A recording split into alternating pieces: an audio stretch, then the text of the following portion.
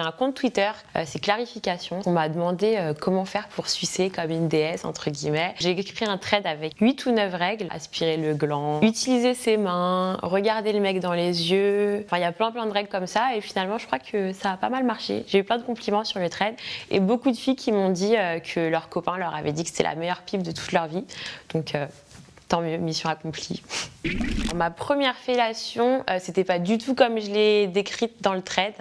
Elle était vraiment catastrophique. J'avais 17 ans ou 18 ans, c'était dans une voiture. C'était pas confortable du tout, c'était la première fois que je le faisais. J'avais vraiment peur de mal faire et j'étais pas à l'aise surtout. J'étais pas du tout confortable et j'avais un truc dans la bouche et je savais pas quoi faire. Ce qui m'a le plus gênée, c'était pas tant la matière, c'était le fait que le mec mette sa main sur ma tête alors que c'était la première fois que je le faisais. Avoir un truc dans la bouche que tu essayes de mettre assez profondément, c'est compliqué. Et si tu pousses ma tête pour que j'aille encore plus profondément, je sais pas, je me dis que je vais vomir, que c'est pas agréable. C'est pas le sentiment de domination, mais c'est plutôt que c'était hyper inconfortable dans la gorge.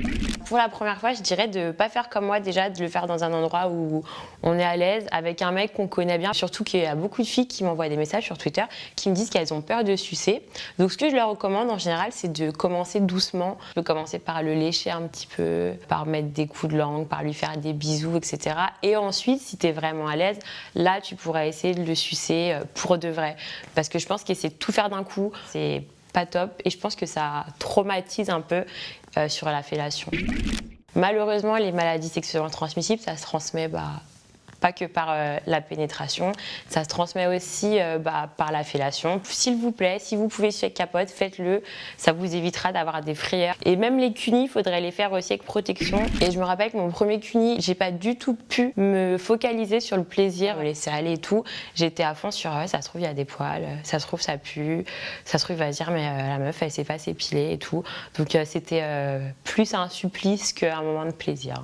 On met dans la tête des femmes et des filles depuis qu'elles sont super jeunes qu'un vagin, pour qu'il soit propre, il faut qu'il sente bon, il faut qu'il soit tout lisse, il ne faut pas qu'il y ait de poils incarnés, il ne faut pas du tout qu'il y ait de poils carrément, s'il n'y a pas de poils, c'est parfait. Ça fait qu'on ne profite pas d'un cunilingus autant qu'un mec va profiter d'une pipe. Jamais on va vendre des produits à des mecs pour que leur pénis sente bon. Alors que sur le marché de l'hygiène féminine, il y a plein de choses. Il y a des lingettes, il y a des savons, il y avait même un bâton exfoliant pour le vagin. Alors autant dire qu'il ne faut pas s'exfolier le vagin parce que c'est complètement fou. Mais justement ce genre de produit, je trouve que ça renforce notre peur. Et justement moi c'est pour ça qu'au début je prenais vraiment pas plaisir à ce qu'on me fasse des cunis, mais pas du tout. J'avais trop peur.